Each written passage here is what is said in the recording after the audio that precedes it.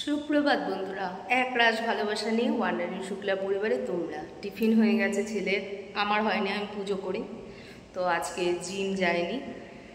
আর রোমালের ভয়ে সবারই তো কাজ করছে সেই ভয়টা। তো অল ভিউয়ার্সকে অসংখ্য ধন্যবাদ, অনেক অনেক ভালোবাসা রইল। আর ঝড় বৃষ্টি উপেক্ষা না করাই ভালো, একটু সাবধানে থাকবে। আর চলো বাইরে কীরকম, আমার স্নান হয়ে গেছে, পুজোটা হয়নি, ভাবলাম যে তোমাদের সাথে আগে ইন্ট্রোটা করে নিই।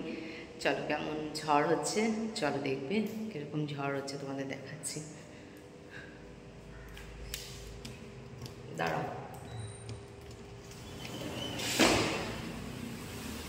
দাঁড়াও, ব্যাক ক্যামেরায় নিয়ে দেখাচ্ছি কীরকম ঝড়।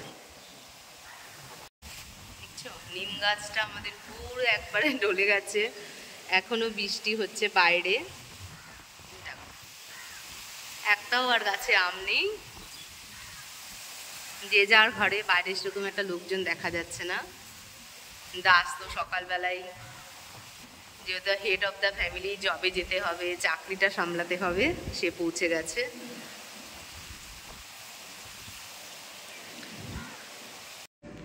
দেখো পাখির বাচ্চাটা হয়তো ঝড়ে গাছ থেকে পড়ে গেছে, এখানটা আশ্রয় নিয়েছে। এই আমার বক্স জানলার নিচে ঠিক থাক, চুপ করে বসে আছে, চুপ করে বসে থাকো। ওই দেখো, ও কি বুঝতে পারে যে আমার কাছে আরেকটা পাখি দেখা যাচ্ছে, দেখো তখন ঠোকরায় কাঁচগুলো নষ্ট করে। তো আমি একটু বাজার চলে গেছিলাম বাবুর জন্য কিছু জিনিসপত্র আনতে। তো নিয়ম ও তালের শাঁস সেইসব দেখবে, আমি দেখাবো তোমাদের। খুব খারাপ লাগে, কিছু কিছু লোক, আমার কেন খবর নেই আমি জানি না, আসলে বিষাক্ত পরিমাণের লোক। জিমে গিয়ে কারোর স্ট্রোক হয়ে গেছে, কোনো জায়গায় কাউকে বাধা দেওয়া কখনো উচিত না। জিমে গিয়ে স্ট্রোক হয়েছে কি, যোগা গিয়ে স্ট্রোক হয়েছে, কী দরকার ভাই? আমি যেখানে নেই সেখানে আমাকে ফোন করে বিরক্ত করা আমি একদম কোনোভাবে পছন্দ করি না। সে প্রায় 1 ঘন্টা ধরে পুরো সকালটা আমার বরবাদ করে দিল। দিয়ে এবার আমি রান্না বান্না করতে বসেছি, আধা রান্না করেই আমি গেলাম একটু বৃষ্টি কমেছে জিনিসগুলো আনতে। মানুষের মাথায় সবসময় রাখা দরকার যে বিরক্ত। আমি আগে খুব আলাদা রকম ছিলাম, যার খবর নেওয়ার কোনো প্রয়োজনই নেই, নিডস নেই কোনো, তাদেরকে আমি ফোন করে করে খবর নিতাম ঘন্টায় ঘন্টায়, মুহূর্তে মুহূর্তে। সে তারা কি ভেবেছিল বলো তো, আমি অনেক ধরনের বোকা। যে আমি অনেক ধরনের বোকা নয়, এটা তারা অনেকেই বুঝতে পেরে গেছে। কিন্তু এই যে কিছু কিছু মানুষ, এগুলো বোঝাতে পারছি না। আমার বন্ধু বান্ধব, আমার একটা সার্কেল রয়েছে, কথা বলি, ঠিক আছে, কিন্তু এরকমভাবে লোকের সময় বরবাদ করে না, মাথা খারাপ হয়ে যাবে। এরকম তোমাদের জীবনে কেউ থাকলে ফট করে ব্লক করবে, আমি আজকেই ব্লক করে দেবো। আমার বাড়ির খবর, আমি কেমন আছি, জিমে গেলে কি হয়ে যায়, মানুষের এগুলো নেগেটিভিটি, একদম ছোট পর্যায়ের লোক হয় এগুলো বলতে, আমি বাধ্য হয়ে গেলাম আজকে। চলো কি এনেছি দেখো। মিয়া মোড় থেকে খাবার এনেছি, তালের শাঁস নিয়ে এসেছি। বাবু লাইটটা জ্বালাতো। তালের শাঁস নিয়ে এসেছি, তারপরে এনেছি দেখো লিচু, একটু দেখা যাচ্ছে না, তারপরে এইসব জিনিসগুলো নিয়ে এসেছি, মিষ্টি, দই, পনির, যা যা জিনিস লাগবে সব নিয়ে এসেছি। খুব দেরি হয়ে গেছে জানো, এমন অসময়ে একটা ফোন আমাকে বিরক্ত করলো, বিশ্বাস করবে না। আগে অন্যরকম ছিলাম তো, সবার কথাবার্তায় শুনে নিতাম, এখন একটু ফোর্স করাতে অনেক কিছুই প্রবলেম হচ্ছে।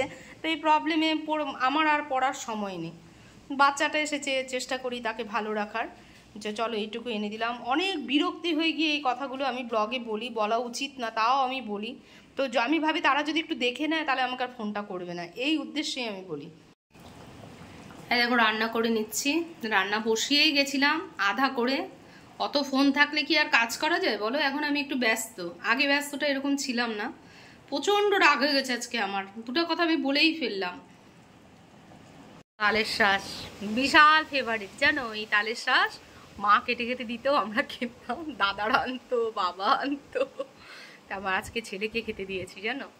তাই গল্প করছি যে মা আবার বধূ খাচ্ছে আর এই যে পড়াশোনা করছে।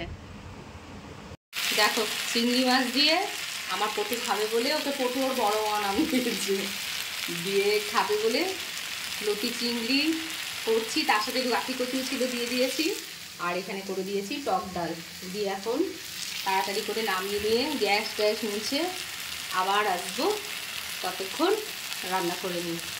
গুড ইভিনিং বন্ধুরা, সকালে এনে রেখেছিলাম পিৎজা আর চিকেন রোল, তো তাই ওদেরকে খেয়ে দিয়ে আমি একটু বেরোবো। তো আজকে বিয়ানার গ্রাউন্ডে দেখছি গর্তগুলো সব জলে ভরে গেছে। তো আমি আর মধুমিতা বললাম চলো ঘুরে আসি।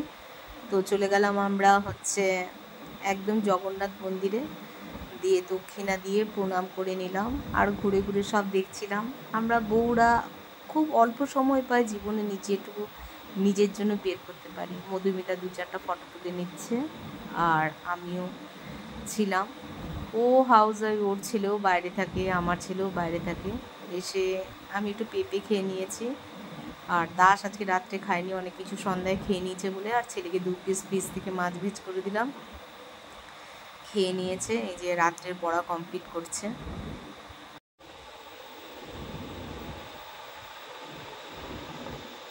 এখন বাজে 10টা, ব্লগটা শেষ করব। তো ঝড় তো কোথা দিয়ে চলে গেছে তার ঠিক নেই। আমি আর মধুমিতা আজকে বেয়ানা মাঠ থেকে হেঁটে হেঁটে গিয়েতে গেছিলাম। আরে জগন্নাথ মন্দির প্রত্যেক দিনই যাব, একটু পাপ টাপ কমে যাবে আর কি। অনেক পাপ পড়েছে তো লোকের ভালো করতে গিয়ে, একটু কমিয়ে আসতে যাব। তো যাই হোক, ব্লগের তরুণ মানে আমাকে বিরক্ত করলে 2-4 কথা বলে দিই, ভাবি তাদের অবধি যদি পৌঁছাতে পারে। এই যে ফোন করে আমি যে কী বিরক্ত আজ সকালে করেছি, যে চিন্তার বাইরে। তো 2-4 কথা বলে ফেলেছি। সবার জন্য সব কিছু থাকে না, যা জীবনে ঘটে চেষ্টা করি সেটুকুই বলতে। তো শুভরাত্রি, সবাই ভালো থাকবে, সাবধানে থাকবে। আবার কাল সকালে জিম, আবার নতুন ব্লগ। শুভরাত্রি।